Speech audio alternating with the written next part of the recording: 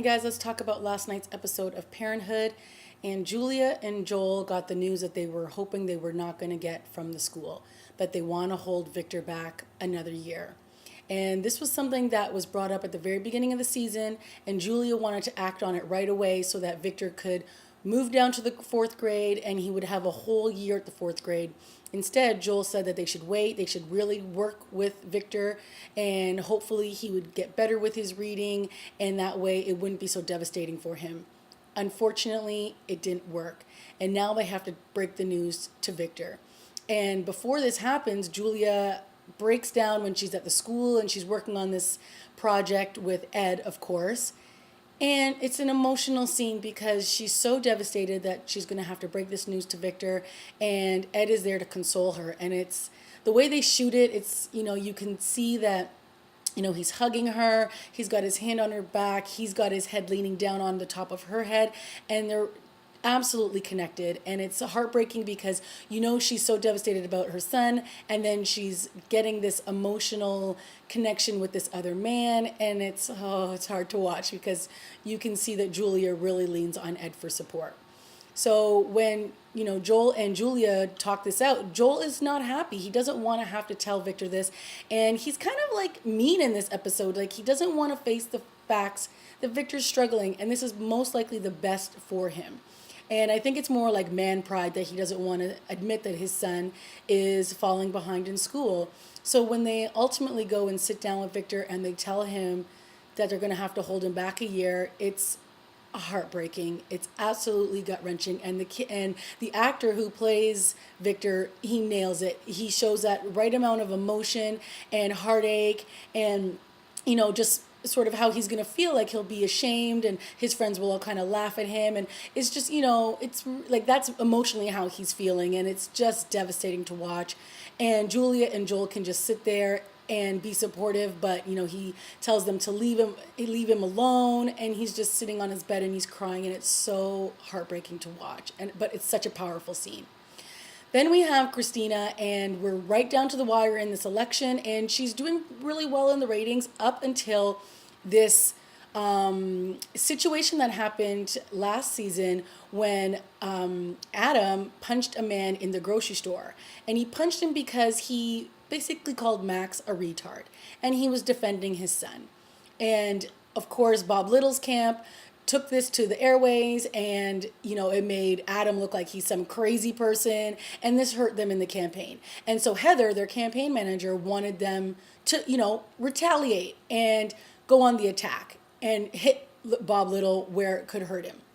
And of course they've been digging and can't find anything, but of course we all know that last season Bob Little had an inappropriate relationship with Amber when she was only 19 and he was 28. So, they're thinking, okay, maybe we can use this and we can hit him where it hurts.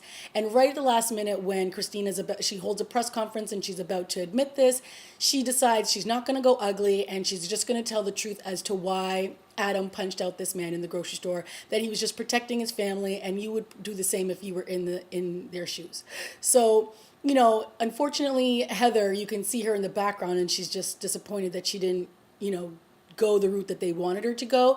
But, Kristina feels better about her decision not to attack until we find out that she's now 6 points behind in the polls, where at the beginning she was only 2 behind.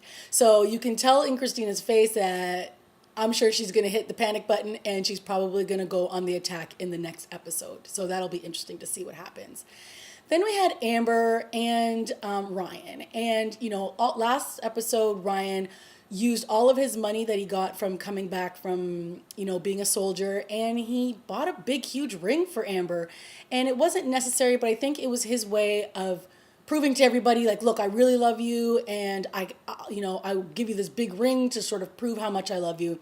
And the whole episode, she's she's a little embarrassed by the ring. It's like her ring is bigger than every member of her family. And then she's also like, we could have used this money for other reasons, more important things, like starting a family, like saving for a home and all these other things. And then finally, Ryan understands it. So he decides he's going to take the ring back and give them like an opportunity to save some money. And at the end, like when he does it, he's kind of cold to Amber. And the thing that kind of bothers me with these two, one is they've written it so that Amber always seems like she's afraid of him. Like she can't bring up any discussion because she's afraid he's going to get upset or, he's going to freak out. And it's like, well, what kind of a relationship is that? And they've spent so much time building up this relationship that now that she's starting to like have doubts and second thoughts, it almost seems like, okay, well, we've built up this whole thing. She stood up against her family, she stood up against her mom, she's about to marry him, and now she's, seeing the error of her ways, I believe. And I can only assume that it's not going to end in happily ever after. But I guess, they're going through what relationships go through when you have your big highs and then you have some low lows. And I think that at this point she's starting to see some of the things that her mom was telling her about this relationship and that it might not be the best thing for her. Then we had some really nice scenes with Jabbar and Jasmine and Crosby. So Jabbar has decided he wants to do ballet with his mom. And we all know that Jasmine was a ballerina. So he's been going to ballet classes. And of course,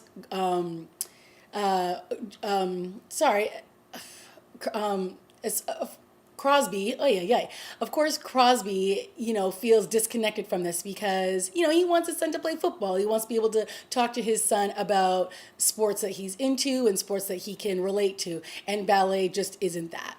So he has a really good conversation with Adam, and Adam basically says, look, I wished Max would like baseball, but he loves bugs, so I had to love bugs.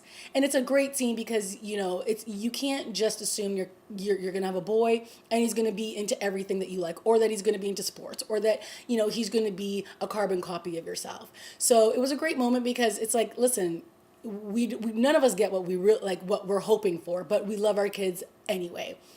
So, Jasmine knows that he's not very excited about the fact that Jabbar loves ballet. And she says, you should come to watch him play or watch him at his class. And, of course, he's like, yeah, I'll think about it. And she gives him this look. And, I think Jasmine is a little tough on him, too, because it's like, well, he's not saying he's not going to go. He's not being supportive. He's just sort of, he's sulking a bit because he wants to be able to throw the football around with his boy. So he does show up at the end, and it's a really great scene because you see Jabbar and he's dancing in the on the ballet stage with in the ballet room, and he's got like a little partner, and it's so cute, and they're like twirling around, and then just the look on his face, like when Crosby sees how happy Jabbar is that he's there, and just the look that you see is through his eyes is wonderful, and he captures that moment so brilliantly because it's like he's such a proud dad, and he, it's a really great scene. And again, you just have to start to enjoy things that your kids are into. So lots going on there, and so we have Sara, who this season, I guess she's become a super in an apartment building, and she hasn't really been dating. And I think there's a part of her that's afraid because she's had like some serious crash and burn relationships in the past. And now she's, just trying to keep herself busy with other things. She's doing photography, and there's a man in her building. His name is Carl, and he invites her to a party, and she's reluctant to go. And ultimately at the end of the day, she goes because her dad basically says, look, it's Saturday night. Stop coming here and hanging out with me. Go and get a life for yourself. Even if you don't, know anybody there, at least you'll meet people. And she goes, and it's a nice, sophisticated party, and it looks like she's going to have a good time. And so that brings us to Zeke. And Zeke has basically been all by himself since his wife left him to go to Italy. And it's hilarious. So he starts off and he's like eating like Fruit Loops with whipped cream, and he's like a big kid. The house is a mess. It's a complete disaster. Sara brings over groceries, because everyone feels like they need to babysit him because he can't be on his own. It's pretty funny. And then at the end, he ends up Skyping with Millie, and she's obviously, busy in Italy, and she's telling him how much a good time they're having and how much fun it is. And, she doesn't look like she misses him at all. And he looks like he's like, well, looks like you're having a good time. She's like, oh, I am, and the food is wonderful, and everyone's wonderful, and everything. And she's just over the moon, and then she's basically halfway out the door. She's about to go catch a bus, and he's like, oh, okay, I love you. And she's like, boop, Skype over. And, it's just kind of heartbreaking because she's going on, and she's enjoying her life without him, and he's at home struggling without her. So I thought that was pretty cool. And so all in all, it was a really good episode. Again, the Julia and Joel issues that they're having, I find is like the biggest storyline this season. And I think that they're doing a great job in showing, you know, the trials and tribulations that happen between couples when one is a stay-at-home parent and the other one isn't. And Joel actually brought up a good point that she didn't need to quit her job. She just did, and she didn't tell him about it. So like she makes these executive decisions, and he's basically saying, and they're bad ones. You don't talk to me about things that you decide you're going to do. So they have some serious issues other than just the fact that, you know, she's been home, she's feel disconnected. You know, they're having these issues with Victor, and now she's confiding in Ed, and they are bonding more and more each episode. So it's going to be very fascinating to see what happens next. All right, guys, that's been my review of Parenthood. See you next week. Bye.